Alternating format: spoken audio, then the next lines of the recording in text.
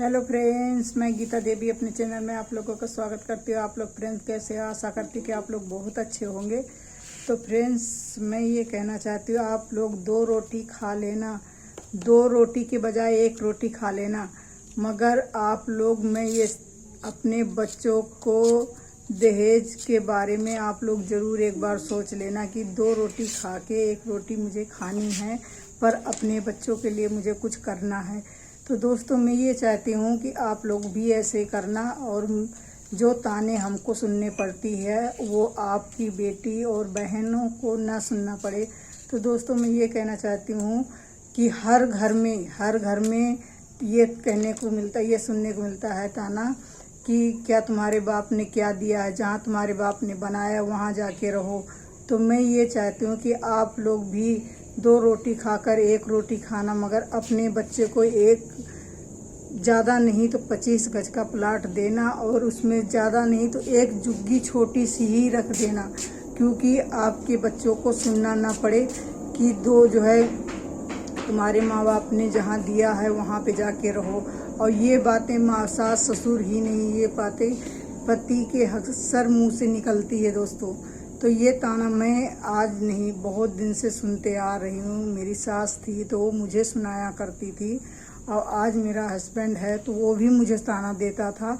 आज उसने बनाया है घर, फिर भी वो मेरा अपना नहीं है, अपना नहीं है। फिर बातों बातों में मुझे ताना मिलता है। तो मैं ये चाहती हूँ कि आप लोग भी ऐसा करना कि दहेज जो हम स्टील के बर्तन ये देते हैं, इनको कटौती करके आप ज़रूर एक छोटा सा प्लेट अपने बच्चे को दे देना, और ज़्यादा नहीं तो कुछ उसमें एक कमरा बना के चाहे उसमें टुकड़ी ही डाल देना। आपकी बेटी ज़्यादा सुकून से रहेगी दोस्तों, ज़्यादा सुकून से रहेगी।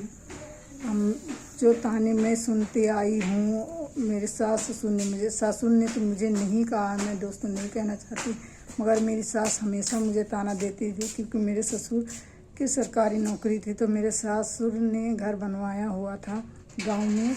जब मैं कभी जाती थी तो मेरी सास मुझसे लड़ाई करती थी, तो ये हमेशा मुझे ताना देती थी। दोस्तों, मेरी तो हैसियत नहीं है कि मैं अपने बच्चों के लिए करूं, मगर आप लोगों के पास हैसियत है। मैंने पहले इस उन चीज़ों के बारे में कभी सोचा ही नहीं था दोस्तों।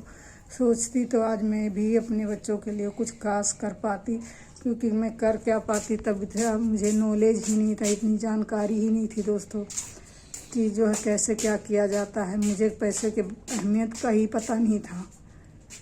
आप लोग इतना समझ लो, मुझे पैसे की अहमियत क्या होती, किस काम में आता है क्या, मैं बस इतना जानती थी कि ये कपड़े खरीदने के काम में आता, खाने के काम में आता पैसा, बस।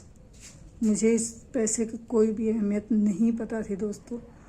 आज मुझे इस पैसे की अहमियत पता चली, तो मैं आप लोगों से मैं बोल रही हूँ कि आप लोग भी, जो मुझे ताना सुनने को मिला, वो ताना आपके बच्चों को ना सुनने ही मिले। तो प्लीज़ आप लोग भी ऐसा करना।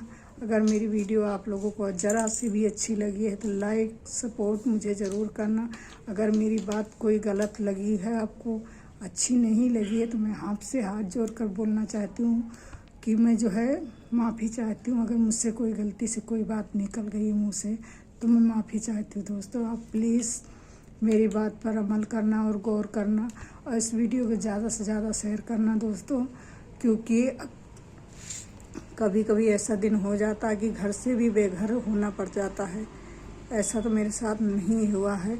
मैंने बहुत जगह देखा, बच्चों को, बहनों को देखा है कि उनके पति धक्का मार के बाहर निकाल देते हैं कि जाओ जहाँ तुम्हारे माँ बाप ने बनाया है वहाँ पे रहो जाके।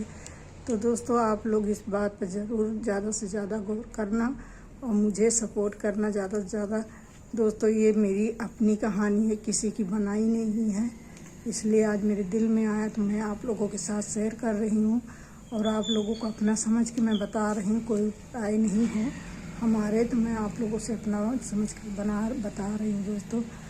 आज जो कुछ भी है सब कुछ बनाया मेरे हस्बैंड ने ही, मगर मैं शुरू से हमेशा मैं एक ज़्यादा बड़े घर की नहीं हूँ। मैं आप लोगों से बताऊँ, मेरे माँ बाप गरीब थे, गरीब भी नहीं थे, उनको हिस्से में कुछ मिला नहीं था, और उनको जैसे मैं कह रही हूँ पैसे की अहमियत मैं नहीं समझती थी, उसी तरह मेरे माता पिता भी नहीं पैसे की अहमियत समझते थे, वो अपने जो भी कमाई करते थे अपने बड़े भाई को देते जाते थे। और वही सीख मुझे वहाँ से मुझे मिली हुई थी दोस्तों। तो मैंने भी कुछ नहीं बना पाया है। और उसके बाद जब मुझे थोड़ा बहुत पैसे की अहमियत आई तो मैंने थोड़ा बहुत जाके जोड़ा था, तो मेरा घर बना तो उसमें लग गया दोस्तों। अब तो मेरे पास खाली हाथ है, काम करती हूँ तो बच्चों की ज़रूरत पूरी करने में लगी रहती हूँ कि मेरे बच्चे दुखी ना रहें। जैसे मैं दुखी थी उस तरह मेरे बच्चे दुखी ना रहें। उनकी हर छोटी छोटी ज़रूरतों को मैं काम करती हूँ और पूरा करने की कोशिश करती हूँ। तो दोस्तों, अगर ज़रा सी मेरी बात आप लोगों को अच्छी लगी है, और दोस्तों मैंने बहुत दुख उठाया बचपन में। आप लोग मेरी कहानी अगर सुनोगे तो आपकी आंखों में आंसू ना आ जाए तो आप मुझे कहना कि गीता दीदी आपने क्या बोला है। तो दोस्तों, इसीलिए मैं आप लोगों से भी बोलना चाह रही हूँ कि आप लोग भी पैसे की अहमियत समझें और अपने बच्चों के लिए कुछ करें। दहेज देना तो जो है वो नहीं है, पर हाँ, आप बच्चों को एक छोटा सा फ्लैट तो दे ही सकते हो, घर बना के दो। उसमें आपका बच्चा बहुत सुकून से, बहुत ज़्यादा सुकून से रहेगा। तो आप लोग प्लीज़ मेरी बात अगर अच्छी लगी है तो इस पर अमल करना और शेयर करना, वीडियो को लाइक सब्सक्राइब करना। Thank you.